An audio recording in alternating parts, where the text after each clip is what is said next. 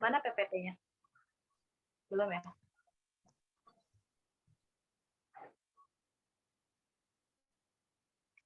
Baik, Assalamualaikum warahmatullahi wabarakatuh. Kami dari kelompok 3, Filsafat Komunikasi, akan mempresentasikan materi yang telah diberikan oleh Bapak. Adapun orang-orang dalam kelompok ini yaitu saya sendiri, Detiani Aulia Malik, yang kedua ada Muhammad Iqbal Fauzi, yang ketiga ada Muhammad Adipati Jardari Nauzi, yang keempat ada Zalfa Nidara Hadiatul Aisi, yang kelima ada Lismaya Widya Rayani. Untuk slide pertama akan dibacakan oleh Muhammad Iqbal Fauzi. Oke, kebenaran. Kebenaran adalah persesuaian antara pengetahuan dan objek. Bisa juga dirikan suatu pendapat atau perbuatan seseorang yang sesuai dengan atau tidak ditolak oleh orang lain dan tidak merugikan diri sendiri. Kebenaran adalah lawan dari kekeliruan yang merupakan objek dan pengetahuan tidak sesuai. Roda sebuah mobil berbentuk segitiga. Kenyataannya bentuk roda adalah bundar. Karena pengetahuan tidak sesuai dengan objek, maka dianggap keliru.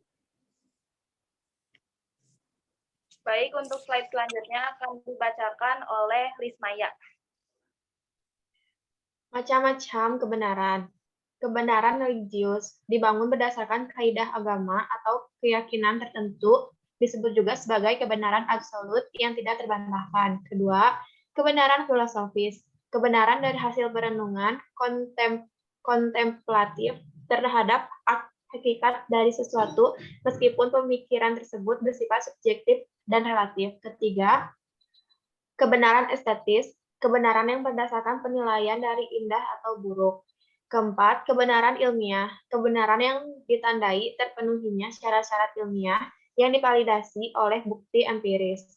Hasil pengukuran objektif sesuai dengan data dan fakta. Kelima, kebenaran pengetahuan mutlak. Kebenaran yang tidak berubah dan ada pada hakikat dirinya sendiri. Keenam, kebenaran relatif. Kebenaran yang berubah-ubah, tidak tetap, dan dapat dipengaruhi hal lain di luar hakikat dirinya. Untuk slide selanjutnya akan dibacakan oleh Zalfa. Teori kebenaran. Yang ke-1 yaitu teori korespon. Teori korespondensi umumnya beranggapan bahwa terdapat proposisi yang memiliki sifat kebenaran. Kebenaran bertumpu pada beberapa rangkaian hubungan bahasa dunia yang perlu dijabarkan. Dimulai dengan fakta bahwa misalnya salju itu putih, memiliki sifat kebenaran dan memilikinya sebab pada kenyataannya salju berwarna putih. Yang kedua yaitu koherensi. Kebenaran adalah kesesuaian antara sebuah pernyataan dengan pernyataan lain yang diterima sebagai benar atau jika makna yang dikandung dalam keadaan saling berhubungan dengan pengalaman. Dengan kata lain, suatu proposisi benar jika memiliki hubungan dengan ide dari proposisi yang telah ada dan ada benarnya.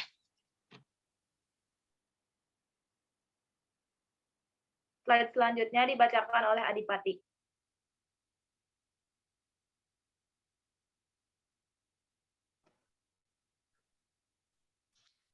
Teori pragmatik. Pernyataan yang benar adalah pernyataan yang efektif. Menurut teori ini, kebenaran suatu pernyataan diukur secara fungsional. Teori kebenaran pragmatis adalah teori yang berpandangan bahwa arti dari ide dibatasi oleh referensi pada konsekuensi ilmiah, personal, atau sosial. Benar atau tidaknya suatu dalil atau teori tergantung dengan berguna atau tidaknya dalil tersebut bagi kehidupan. Tokoh-tokoh dari teori ini diantaranya yaitu Charles Sanders Peirce, William James, dan John Dewey. Teori performatik. Menurut teori ini, pernyataan kebenaran bukanlah kualitas dari sesuatu, tetapi merupakan sebuah tindakan. Untuk menyatakan sesuatu adalah benar, cukup dilakukan tindakan persetujuan terhadap apa yang telah dinyatakan. Jadi sesuatu dapat dianggap benar jika memang dapat dilaksanakan dalam tindakan.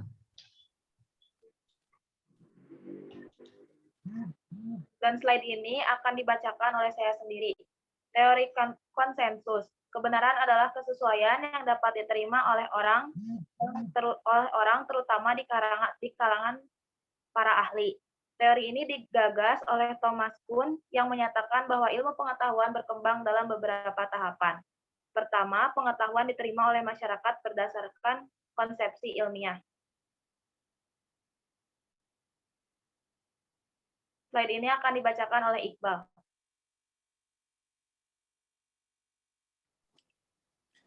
Struktur yang rasional logis. Kebenaran dapat dicapai berdasarkan kesimpulan logis atau rasional dari proposisi atau premis tertentu.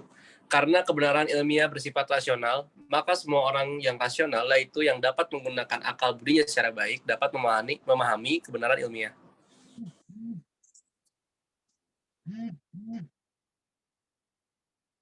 Lalu slide ini akan dibacakan oleh Lismaya.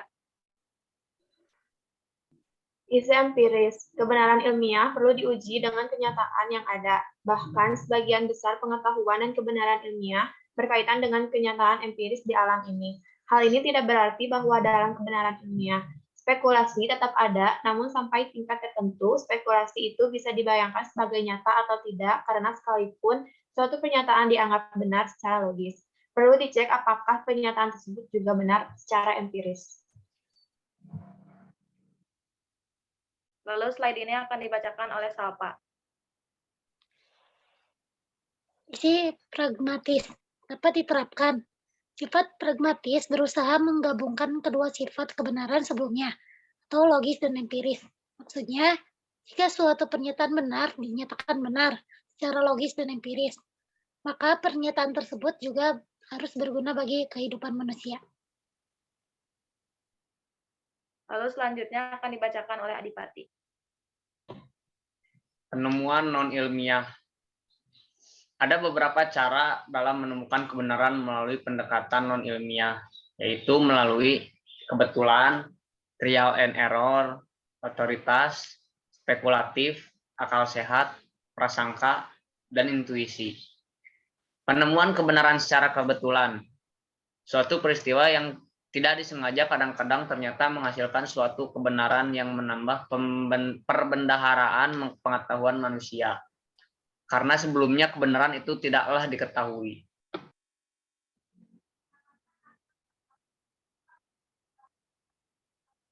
Slide ini akan dibacakan oleh saya sendiri.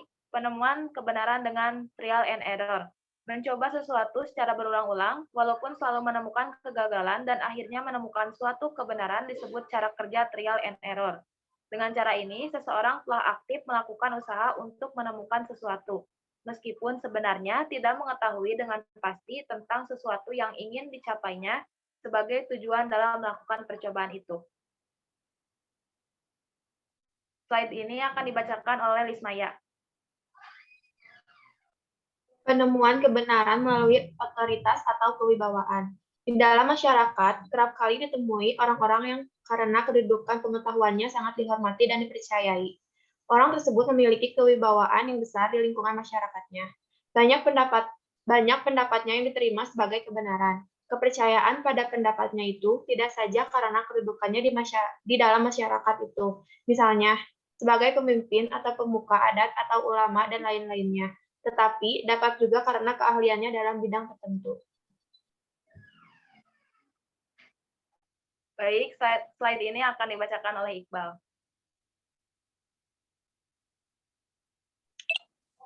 Penemuan kebenaran secara spekulatif. Cara ini mengandung kesamaan dengan cara trial and error, karena mengandung unsur untung-untungan dalam mencari kebenaran. Oleh karena itu, caranya dapat dikategorisasikan sebagai trial and error yang teratur dan terarah. Lalu selanjutnya akal sehat. Akal sehat dan ilmu adalah dua hal yang berbeda, sekalipun dalam batas tertentu keduanya mengandung persamaan. Menurut Conan, yang dikutip Kerlinger 1973, akal sehat adalah serangkaian konsep dan bagan konseptual scheme yang memuaskan untuk penggunaan praktis bagi kemanusiaan. Dan slide ini akan dibacakan oleh Adipati.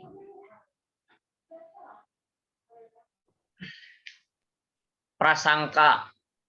Pencapaian pengetahuan secara akal sehat diwarnai oleh kepentingan orang yang melakukannya. Hal yang demikian itu menyebabkan akal sehat mudah beralih menjadi prasangka. Dengan akal sehat, orang-orang cenderung mempersempit pengamatannya karena diwarnai oleh pengamatannya itu, dan cenderung mengkambing hitamkan orang lain atau menyokong sesuatu pendapat. Orang sering tidak mengendalikan keadaan yang juga dapat terjadi pada keadaan lain. Lalu pendekatan intuitif. Dalam pendekatan intuitif, orang menentukan pendapat mengenai sesuatu berdasar atas pengetahuan yang langsung atau didapat dengan cepat melalui proses yang tak disadari atau yang tidak difikirkan lebih dahulu. Dengan intuisi, orang memberikan penilaian tanpa didahului suatu renungan.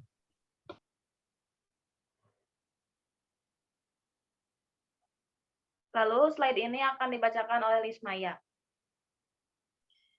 Kata benar mempunyai banyak arti seperti tidak salah, lurus, dan adil.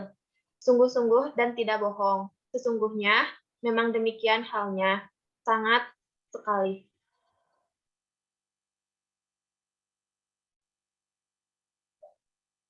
Slide ini akan dibacakan oleh saya sendiri. Kebenaran filsafat. Kebenaran filsafat terdiri dari 4 aspek, yakni objek materi, mempelajari segala sesuatu yang ada. Kebenaran ilmu pengetahuan filsafat bersifat universal, yang berarti tidak terkait dengan jenis-jenis objek tertentu. Objek formal. Kebenaran ilmu pengetahuan filsafat itu bersifat metafisika, meliputi ruang lingkup mulai dari konkret, khusus sampai kepada yang abstrak universal. Metode terarah pada pencapaian pengetahuan esensial atas setiap hal dan pengetahuan eksistensial daripada segala sesuatu dalam keterikatan yang utuh. Dan yang terakhir, sistem. Kebenaran bersifat dialektis, senantiasa terarah kepada keterbukaan masuknya ide-ide baru dan pengetahuan baru yang semakin memperjelas kebenaran.